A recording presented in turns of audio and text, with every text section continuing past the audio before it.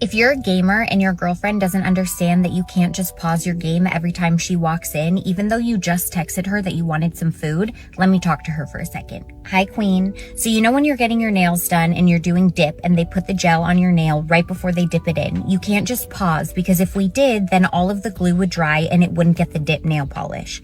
Now let's say you're getting your hair done and they put the dye on your hair and the foils are on. You can't just pause because if you leave it on too long, bleach will fry your hair or it won't turn the same color. It's exactly why they can't pause their game.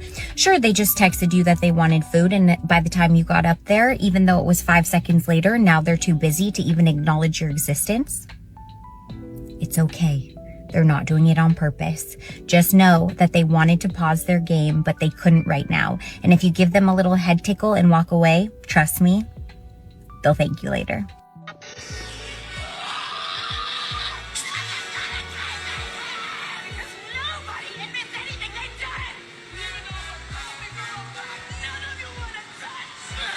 They're treating you like equals. That's what we asked for. Not only that, but let's be realistic here. If more men offered up their seat, a lot of women would automatically assume that he expects something out of it, or that he's flirting with her. He could be a married man. Or some women would even get angry. Oh, what, you don't think I'm capable of standing up? Men literally can't win. He opens a door for a woman and gets yelled at for the same thing. Men don't owe you anything. And this entitlement here is a big reason why a lot of men don't want to do these things. Because you're expecting it. You're mad that they're not doing it automatically. So what, if a man realistically offered you his seat, would you have said thank you? Would you have been grateful? Or would you have just taken it and not said anything to him? Because you expect it. He's required to give it to you. And the reality is he's not. So enjoy standing up. But let me guess, if these men used you, you would be upset. And why? Because maybe one of your exes didn't treat you good and now you're gonna punish every single other man that you interact with for the rest of your life? Because of the one thing your ex might have done to you?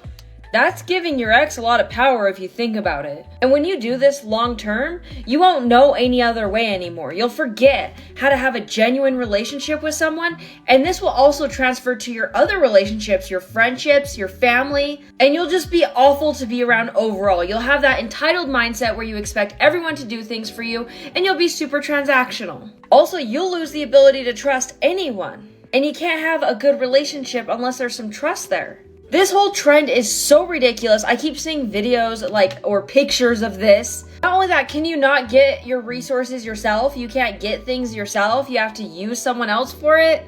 Then you're forced to rely on others instead of being able to rely on yourself. Then what? When you're single, then what? You have nothing because you don't know how to get those things for yourself? There's a happy middle ground where you can genuinely love the person, want to be with them, but also don't let them walk on you, setting reasonable boundaries. But this is not it. Which hobby makes a guy undateable? Pokemon. Like trading cards.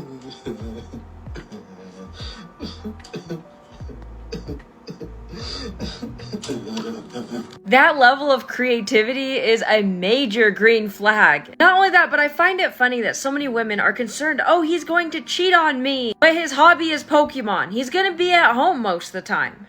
Like, yeah, he might grab some cards while you guys are at the store. But this is one of those things that I don't get. This is the hobby you're gonna have an issue with of all the hobbies in the world. You know what? Never mind. Leave those men for the ladies that also like Pokemon. Nothing irritates me more than a man.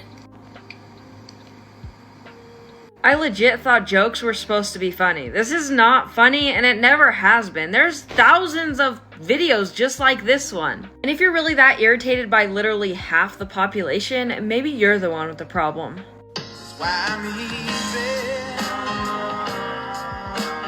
Absolutely love this. It's so weird how it's almost considered old-fashioned to respect your relationship, your marriage. Not only that, but what does it accomplish? Speaking badly about your husband, nothing. It doesn't fix any issues. I mean, if you have an issue with him, go talk to him. Go fix the problem. And talking badly about your relationship actually damages it long term. And it's kind of funny because if you're around toxic people and they're speaking badly about their relationships all the time, it makes them uncomfortable when you're not talking badly about your husband because, again, you're pointing out what they tolerate. And it also emphasizes to them that what they're doing might not be okay and hopefully gets the point across, but it probably won't. And that doesn't mean our husbands are perfect by any means, but you don't make fun of him or mock him or put his personal business on display like that. It's becoming too common. You see women filming their man doing things and then they post it. Talks about, oh, look at my lazy husband, and it goes viral. Like, that's not only embarrassing for him, but it's embarrassing for you too. You should never invite people to disrespect your relationship. It's so unfortunate that so many men have experienced this at least once in their life, and she rarely even ends up telling you what's wrong. Instead, there's this weird energy shift out of nowhere. And if you're with a woman like this, it's incredibly immature for her to be acting like this. Healthy people will communicate with you. When a man fully opens up and he gets mocked, dismissed, laughed at, or even called weak, you don't just teach him to shut down constantly, you teach him that when he's vulnerable, it will be used against him. Eventually, he stops talking. Men are taught throughout their life to suppress their emotions. That crying is for girls, he needs to be toughen up, he needs to man up, ugh. So when he finally has the courage to do it because you've been encouraging him to, you mock him, and then that teaches him, hey, everything you were taught growing up is true. Most men don't have a place where they can reasonably open up or vent or express emotion. They can't do it at work, and sometimes not with their boys or even their family. So if you're dating a man, you can provide that for him and genuinely provide it. But you can't ever use it against him or bring it up in a negative way. And this is a double standard in relationships that needs to go away. Women can open up, women can be vulnerable, women can cry, and a man doesn't lose respect for her. But if he opens up, if he cries, he's considered unstable or he's not masculine enough, and that is ridiculous. Men are literally punished for being human.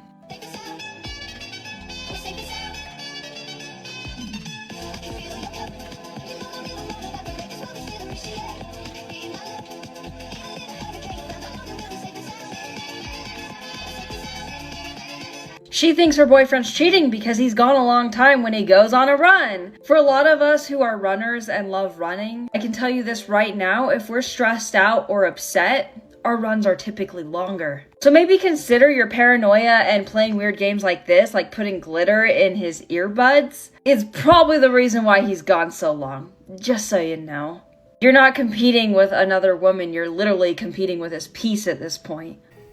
This is a good one because a lot of these women talk about how their man doesn't respond to them. They don't know why their man doesn't talk to them.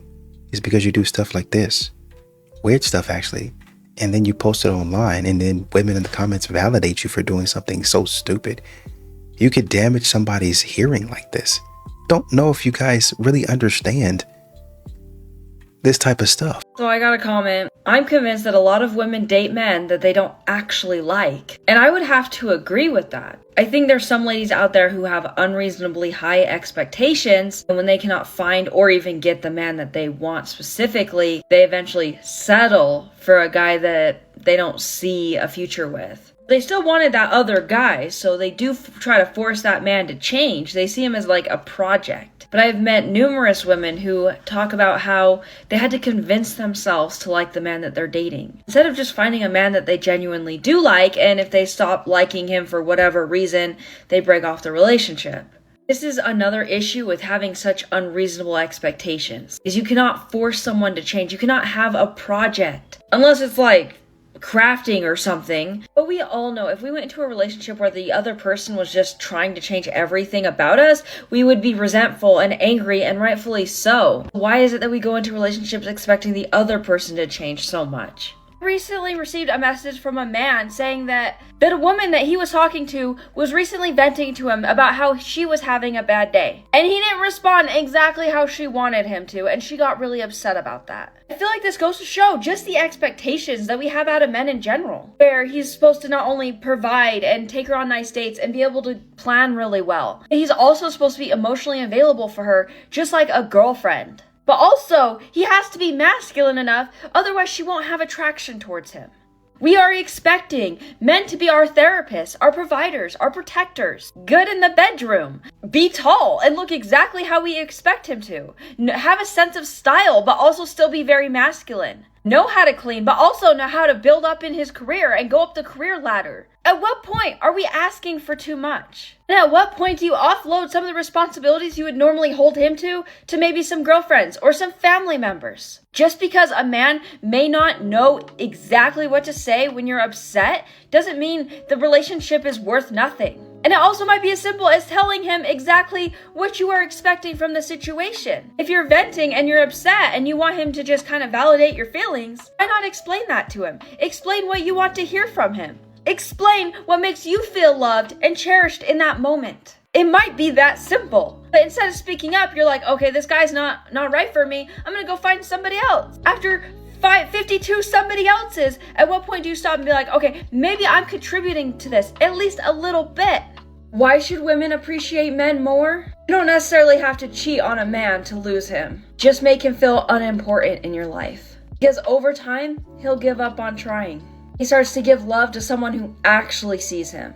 That doesn't make him a villain, if he's not cheating, of course. The woman constantly criticizes him or ignores his efforts. She teaches him that nothing he does is ever going to be good enough. Some women assume if I appreciate a man, he'll get lazy. No, if you appreciate the wrong man, he might get lazy. But if you appreciate a good man, he will move mountains for you. Not only that, but men don't want to be used, so if he catches that underlying you're using him type of energy, then he probably will walk away, for good reason. A lot of women don't realize that most men walk around with so much pressure placed on them at all times. He knows he needs to be strong even when he feels like he's breaking. He knows no one cares about his feelings unless he's successful.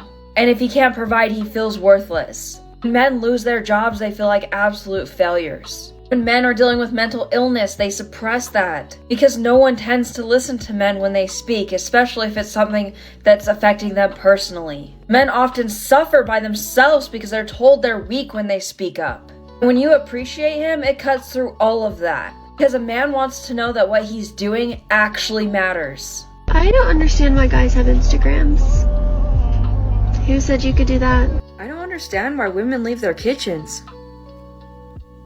Who said you could do that? If a man asks you what's wrong more than once, a lot of women will just keep it going saying nothing's wrong. But if he asks you more than once, he already knows that something's wrong. He just really wants you to tell him at that point.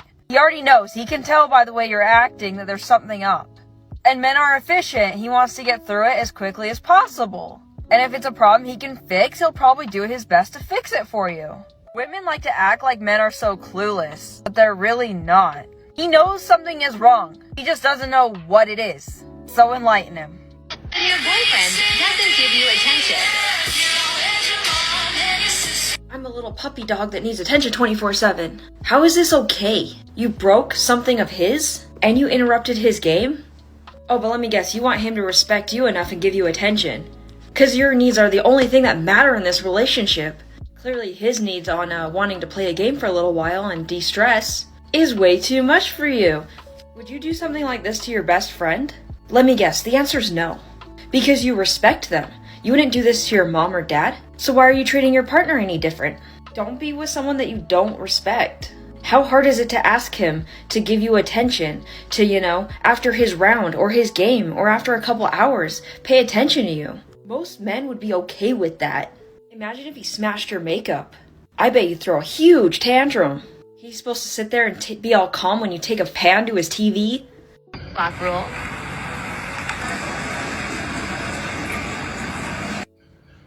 Isn't it great? We asked for equality and now we're getting it. Look at all these men treating us as equals. If you've been cheated on, I want you to know that it's overall a character problem and it's not a reflection of your worth. People often cheat because they lack discipline and integrity and overall emotional maturity, and why would you want to be with someone like that anyways? Overall, the decision they made to cheat on you was rooted in them being impulsive overall. Their inability to solve conflicts. If there was issues within the relationship, it's their responsibility to speak up about what they're bothered by and how to resolve it. And overall, their need for validation outside of the relationship, and also it comes from a place of entitlement. We hear a lot of people, oh, I cheated because I was lonely. You couldn't talk to your partner, you couldn't work something out, you couldn't potentially break up if you just couldn't get your needs met. And a person with a lack of integrity, their words mean nothing. And if someone is capable of cheating on you, what else are they capable of? Because I'm sure they claim to love you during the relationship, right? And for the people that say, oh, it was a mistake, it's not a mistake. The fact they can't take accountability, again, says more about them than it does you. Someone that genuinely has integrity, leave relationships when it's not working for them. They'll speak up and say, hey, I'm not happy. Or heck, even, hey, I'm tempted to step out of the relationship. We need to discuss this. We have some issues we need to work on. But cheaters have a tendency of not wanting the consequences. They want to have you in the background as like a security blanket. And that's not fair to you. Overall, a cheater just proves that they have so much they need to work on. They can't cope with some discomfort in the relationship. That's why they didn't speak up. They fear confronting you on the issues. Or heck, maybe they're just addicted to novelty. They can't handle a long-term steady relationship. And these things aren't necessarily a sign that you failed in the relationship. It's a signal that they aren't built for honesty. And you deserve better than that. Sitting at a stoplight thinking how men will just never know what it feels like to pull a long piece of hair out of their butt crack. Okay, I'll be the one to tell you this, but any man who's been in a relationship with a woman with long hair has experienced this as well. And yeah, it's your hair. Embarrassing thing you pretended to like for a man. Him. Yeah, that's cute. Isn't that embarrassing to be in a relationship with someone you don't even like? Like, what is the point of that? You're wasting both of your guys' time. And I also assume you probably weren't a delight to be with either. The games, the emotional outbursts, the fake support for his hobbies, and you didn't even like him at the end of the day. And you probably still see him as the bad guy, even though he did nothing wrong. Is it weird that I'm not scared of maybe having to get a divorce one day? Most people go into marriages and they're like, this is it, this is the one person for the rest of my life, I'm good. And I guess for me, it's just that in today's society, I think the probability of being with one person for 50 years is just really low. Maybe it's just that I can't see anybody being with me for 50 years. And honestly, it'd be very on brand for me to get a divorce. Like, that just kind of makes sense with my lore. It's not that I want to, I'm not scared of it. I don't think you necessarily should be scared of it. Don't get married then. Like, yes, you're being realistic. Most marriages don't last. But at the same time, they require work and dedication. It's not just, oh, well, we argue, we're gonna go get a divorce now. It's not like that. And if you do think like that, it's not for you. Marriage is not for everybody. And is this some of your insecurity maybe underneath the surface? And that's why you think it's part of your lore, part of your story, that you don't trust yourself to be lovable that long, that you're not willing to put in the work to make it work. You're already planning for your future marriage to fail, so you're not as disappointed when it does, kind of thing. And are you just afraid of being wrong potentially because when you get married, you're declaring that you're going to be with that person the rest of your life? And so if it does end, which most marriages do end, then are you afraid to confront that fact? No, I think most men understand that y'all are going to be playing these types of games. That's why they don't want to be involved in a relationship with you guys. They know that you're going to be plotting and scheming. And this is exactly what you're thinking. Well, I'll just take him for this. And then, if I want to get in love, I'll fall in love again. And we'll do it all over again. The pomp and circumstance. He'll buy me a ring. Have a big wedding, talk about children. I'm not going to have any. But then in about 2-3 years, maybe 5, if it's good, I'll divorce him again, pawn the ring, get half of his assets, and rinse and repeat, honestly and truly. Have you noticed the women that are making videos being like, oh, men are afraid of commitment because they clearly have nothing to offer, are the same women that don't actually display any valuable traits that they could offer a man. Not only that, but if they really truly felt that men had nothing to offer, why would they even date men? Why would they even date in the first place? They wouldn't. The reality is they know men offer a lot. They know, but men aren't falling for their tricks, and that upsets them. And then of course there's some women who are so focused on superficial things that if they can't display it on social media, they see the quality is worthless. That's why you see so many men out there who have great work ethics, great personalities, they're loving, they're compassionate, they have integrity, and they're so loyal, but maybe they don't have a lot of money or whatever. You can't take a picture of those things and post it up on social media. So again, they paint it as a worthless trait. And the funny thing is, they pay so much attention to those superficial things, they overlook all these good men would have stopped them from making that other video in the first place, because they would see the value in men. They would see all these good men that would make their lives so much happier and better, and they'd have a great partnership where they could grow together. But they fail to see that because they're bitter. And they're bitter because they choose the wrong men over and over again. They reward those bad behaviors. And instead of blaming themselves or looking at, okay, what am I doing wrong here? Why do I keep ending up in the same position? They just blame all you guys. It's always funny to me when the women that say I have bad advice are the ones that are also single. They can't find anyone to marry them. They can't find any long-term relationships. They complain that every guy they date treats them like crap. And yet, my advice sucks when I'm happily married to a man that treats me really good and does his absolute best every single day. They also talk about how men only care about what you look like, and then in the next breath talk about how ugly they think I am. Well, if men only cared about appearance, I would be single, right? Because according to you, I'm horribly ugly. Have you ever considered it's maybe not all these men that are the problem, it's probably you, your attitude? A lot of the women I've talked to can't even handle a little constructive criticism. I clearly know what I'm doing. I've got the results. But at what point are you gonna look inward and have some self-reflection on what you might not be doing right in your dating life? Really not that difficult. And some ladies will say, oh, you're married, you shouldn't be like this, or getting external validation from men. It's not, I don't care about their validation. It's literally called empathy. And the fact that you don't have it and it's not considered just literally minimum thing that everybody should have for everybody else is really concerning. And why would any man realistically want to come home to a woman that has no empathy towards anything they went through that day? That's going to write off all of his feelings.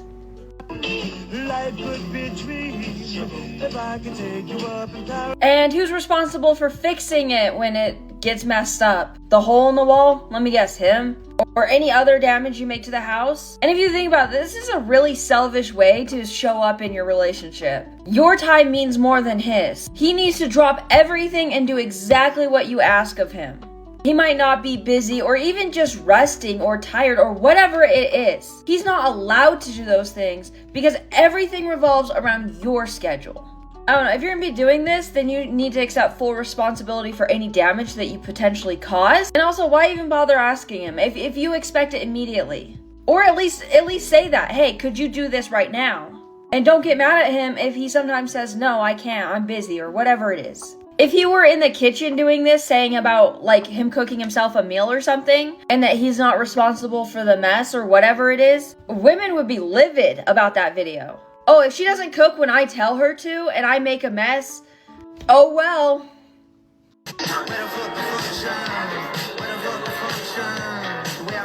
I thought we didn't want men to approach us though. Not only that, but comparing it to war, that was often mandatory. And it was about protecting the entire country, not just individual women. You're not hurting by standing on the train. You can't demand equality and equal treatment only when it benefits you.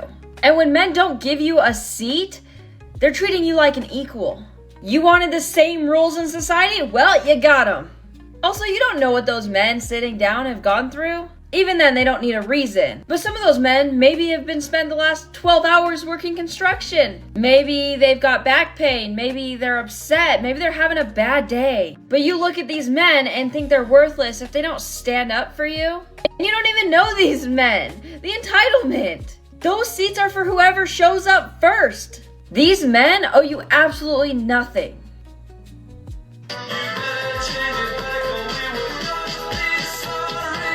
Or you could leave like an adult because you don't want to be in the relationship anymore. Or are you that desperate to play victim in your relationships? Not only are you unable to properly communicate like an adult, but you have to cause drama and problems? That man deserves better. You're scared of looking bad for doing the breaking up? If anyone finds out it was you, which it probably will because you've probably done this in 10 other relationships, you're gonna look bad either way. And this poor man will probably go into other relationships walking on eggshells, afraid that thing's gonna happen again. He was wrongly accused of cheating, and then he lost someone that he might have felt was a good person that was right for him. I mean, clearly you're not any of those things, but he might think that.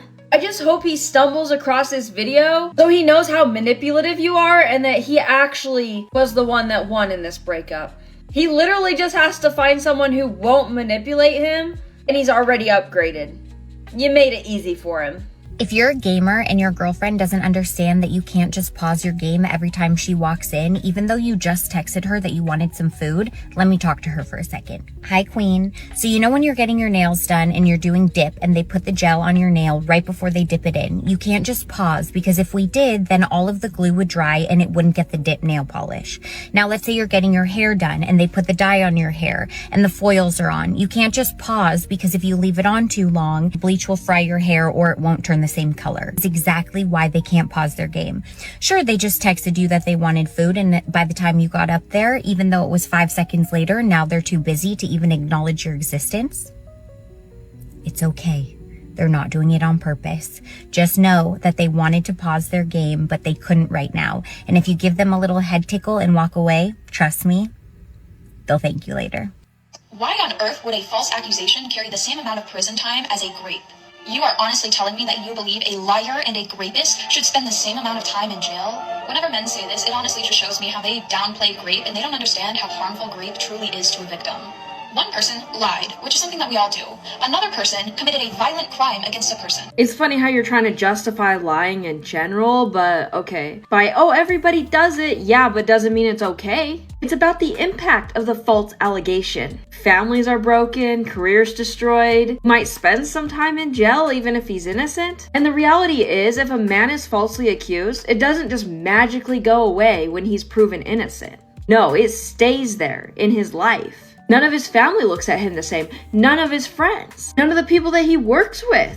People see him as guilty. They see the criminal justice system as flawed rather than him being genuinely innocent. And it's not just a lie, because a lot of these women are doing it on purpose to ruin this man's life, whether it's her ex or just a man she doesn't like. I actually know of a woman who cheats on the men that she dates and then accuses those men of doing that to her. And she does this every single guy she dates. She's been raped like 5,000 times. You don't see her taking extra precautions, going to therapy, or doing any of the normal things someone who went through such a traumatic experience would typically do in order to, help themselves. She doesn't even file police reports against these men.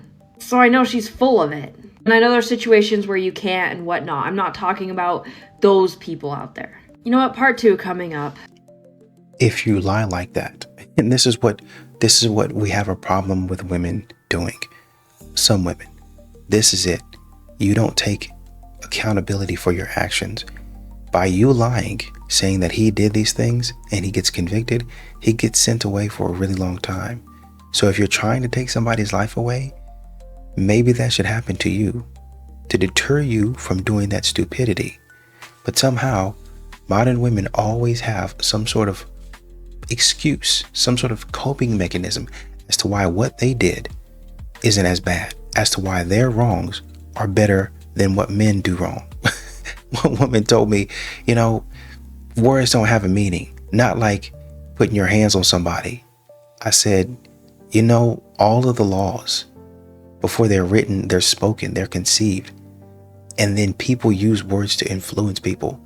That's why they say that you can't dox, put information out there, because people will see it. You can't communicate a certain message.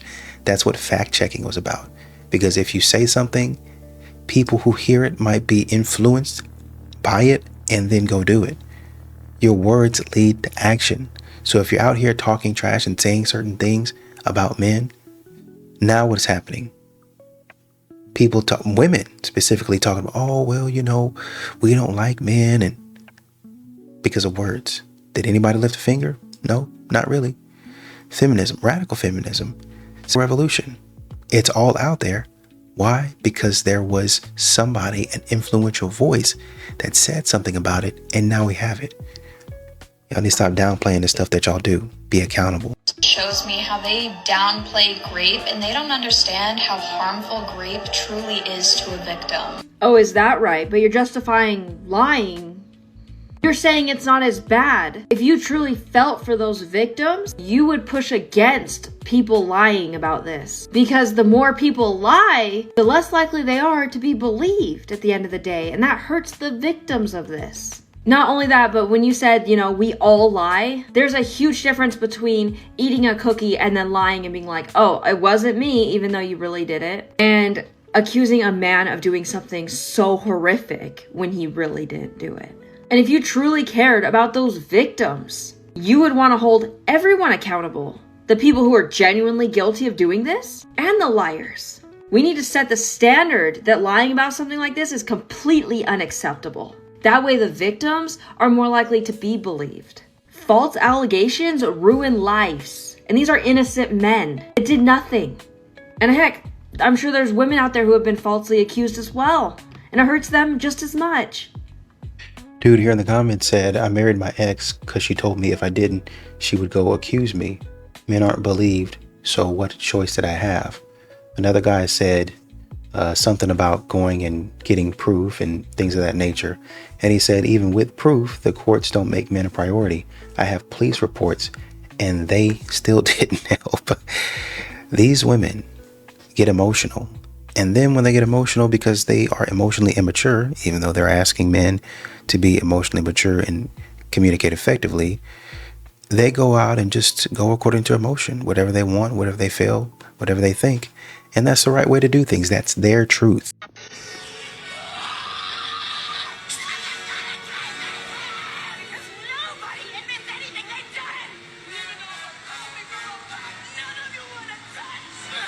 They're treating you like equals. That's what we asked for. Not only that, but let's be realistic here. If more men offered up their seat, a lot of women would automatically assume that he expects something out of it, or that he's flirting with her. He could be a married man. Or some women would even get angry. Oh, what, you don't think I'm capable of standing up? Men literally can't win. He opens the door for a woman and gets yelled at for the same thing. Men don't owe you anything. And this entitlement here is a big reason why a lot of men don't want to do these things. Because you're expecting it. You're mad that they're not doing it automatically. So what, if a man realistically offered you his seat, would you have said thank you? Would you have been grateful? Or would you have just taken it and not said anything to him? Because you expect it. He's required to give it to you. And the reality is he's not. So enjoy standing up. What do men need to know about dating a younger woman? If you're a man dating a woman that's 10, 15, 20, 30 years younger than you, dating is going to be a lot different than a woman your age. So as a woman that's younger, she's going to trigger your biological instincts. I mean, it just makes sense. With her youth, beauty, and fertility, we all know about that. But attraction doesn't mean she's right for you. There's a lot of beautiful women out there that are going to be the wrong match for you. One thing to consider is she's probably going to make you feel so desired, she'll make you feel younger, and she'll give you an excitement about life. And it may become overwhelming, but you need to stop and ask yourself, is she truly interested in you? Or is it the lifestyle she's getting from you? Unfortunately, when you date younger, you might find more women that will want to use you, and you need to be careful. And yes, you can find a woman that's younger that genuinely loves you. It just might take a little bit more time. Another thing to consider is, does she have daddy issues? And if she hasn't healed from them, it can cause a lot of problems in the relationship. So it's worth considering if she's working on her issues, if she has a growth mindset. Otherwise, your relationship might not last that long. Also, don't let her rely on you for everything. To be fair, if you're older than her, you're going to be further along in life than she is. She's going to be less experienced than you. But ideally, she is working on stuff. She's got her own goals. She does her own thing, and she is independent in a lot of ways. And sometimes guys will mistake dependency for loyalty, but the reality is she just has less options to leave. And if given the option and she genuinely doesn't like you, she will leave. Finding a woman that can stand on her own 2 feet will let you know if she's there because she wants to be. Next, you're gonna be judged. As someone who's in an age gap marriage myself, it's gonna catch you off guard a little bit. You'll think you're beyond that, or everybody knows. People will sometimes talk behind your back, and it can be hard to hear. People will make assumptions about you that you're going through a midlife crisis, or you're grooming her, or she's just looking for a sugar daddy. And heck, sometimes people will be right in your inbox or right to your face saying this stuff. And they'll frame it away as, oh, I'm just looking out for you. But the reality is, for a lot of people, age gaps can be really uncomfortable for them, so they project that onto you. Even if you might have the healthiest relationship with her. So don't let it get to you, but just be aware it will come up at some point. And then of course there's some positivity. You might encounter people that are like, where'd you find a woman like that? Or overall compliment your relationship. Also, if you're dating a woman in her 20s, she's probably gonna go through a lot of phases. That might create some tension in your relationship a little bit. If you don't want that, maybe aim for a woman in her 30s, where she's still young, but maybe she's a little bit more set in who she is. Also, jealousy. People will assume all sorts of things about your relationship. I've had women my husband's age flirt with him right in front of me, and it throws me off a little bit. I'm okay with it. I think it's funny. It's still one of those moments where it's like you realize I'm his wife, right? And then the reverse will happen. So you have to be very secure in your relationship overall, because overall people will be less subtle about showing interest in your partner. Also, as both of you age, your relationship will have to shift dynamics a little bit. If you're 10, 20 years older, 30 years older than her, you guys will be in different life stages, so you have to make sure you're still compatible, which may or may not be the case. Your energy levels will be different, so you will have to compromise on those situations. Also, the whole kids question, do you want kids, and how many? And with her being younger than you, if she changes her mind and she eventually wants kids, are you okay with starting over? Also, sometimes it might be a little frustrating when you can't relate to your partner on certain things. Maybe she's geeking out about Pokemon or Harry Potter and you know very little about those things. So ideally, you guys have friends outside of the relationship you guys can talk about your interests with. But it's also nice because you have a chance to learn new things. Can she have deep conversations with you? At the end of the day, her beauty is surface level. So find you a younger woman that you can talk to about deep personal topics that can validate and be there for you. And even if you're older than her, try to create a life with her that you guys can build together, have your own projects together, activities, and long-term goals. Just because there's an age difference doesn't mean you can't have that. I feel like most of the time age gap relationships are pretty much normal relationships. There's just extra things you gotta look out for. I know of so many people who are in healthy age gap relationships and there's not an issue there. I'm throwing out the garbage. I'm washing the dishes. I'm loading the dishwasher. I'm unloading the dishwasher. I'm going food shopping. I'm back from food shopping. I'm unloading the groceries. I'm doing the laundry. I'm folding the laundry. I'm putting your clothes. I actually see nothing wrong with pointing out the things that you're doing in your relationship, especially if you want some appreciation. And I don't think it should be a competition. Maybe he worked all day and that's how she was able to get the other stuff done. Maybe he has a little bit less energy than her. I do think if your partner is saying stuff like this, you should throw in some extra thank you or gratitude towards what they're doing. It hurts nobody and it's free. And that encourages them to do more if you want them to do more. It's like, oh, she was so happy and she said thank you when I did blank. I'm gonna do something else so I can get that again, kind of thing. And this applies to women as well. When men say this, they're not saying it to brag, they're saying it to connect with you. And if you have kind of the mentality where you just see, oh, he just did the bare minimum, all he hears with that is, oh, nothing you do is enough. Because a lot of men feel like they do a lot and they're doing more every day and it's still considered bare minimum or not enough. And eventually that just gets him to the point where he stops trying altogether.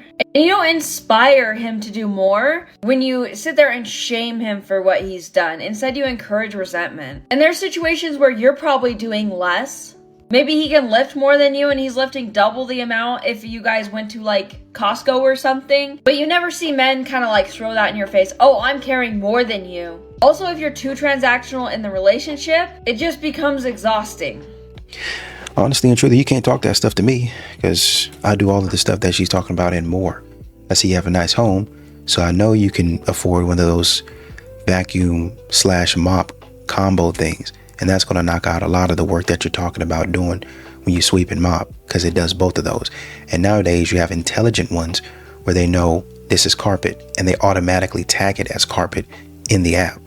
It self-empties. All you have to do is fill the water up, replace the vacuum bag, replace the mop heads if you need to, pour out the dirty water and go on about your business. Put some solution in there that they send with you, go on about your business. You have money to afford all that. So all you need to do, load and unload that dishwasher. That's 15 minutes. You need to clean the countertop and all that stuff. It's probably going to take you all of 5 minutes to knock all that stuff. Any dirt or crime, you can knock that on the floor. The vacuum mop is going to pick that up. You need to cook anything, I see you have a stove. It's probably got a timer on it. So that ain't going to be much. And nowadays they have quality. I stress quality, simple, ready-made meals that you can make. If not, you got a crock pot, you got an air fryer.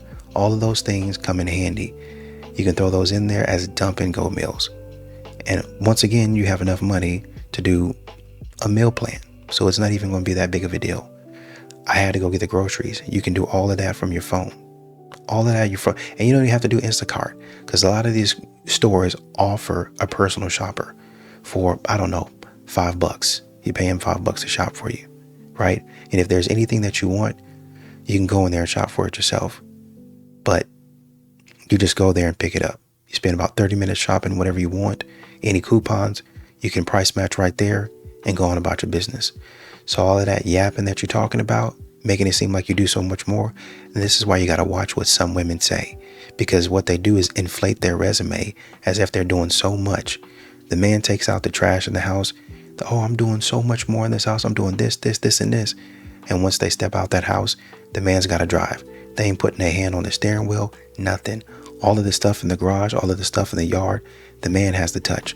Relationships that have to do with home maintenance and all that stuff, the man has to touch. They're expecting the man to do that. In anything, and I mean anything that comes up, they're expecting the man to handle it. The man is essentially and always on call for anything that happens outside of the house. Period. End of story. And a lot of this stuff is hard, laborious, mentally exhausting, as well as physically exhausting work. But they'll never talk about that. She sat up there and tried to sell us on how hard it was to load and unload that dishwasher. She sat up there and tried to sell us on how hard it is to load and unload that washer and dryer. It takes like 5 minutes to load that dryer. Throw the clothes in there, pod, set it and forget it. Unload, put it in the dryer, set it, forget it. Takes like 15 to 20 minutes. Watch a show, hang all that stuff up. You have your hangers in one place, bop, bop, bop. And while the show is going on, you're going back and forth. I fold my clothes in the living room. So I go back and forth to my room. Takes like 5 minutes if you get it done. Quit playing. It's not going to take that long. Y'all be trying to overinflate. Oh, I'm doing this, I'm doing that, because it's a task. But it is not that time consuming at all. And it's not that hard. The dishwasher is doing the work. The washer and the dryer are doing the work. The crock pot, the stove, the oven are doing the work. You're not doing anything but waiting. Oh, it's so hard for me to pull this garlic bread and this lasagna out of the oven. You didn't do nothing. You just read the back of the box. You put it in there for about an hour at 350, pulled it back out, kept the oven on at 350, maybe turned it up to about 425, and put the garlic knots in there. Let them go in for about 7-8 minutes. Pull them out. And if you wanted anything else, you sprinkle your Parmesan cheese on there and go on about your day.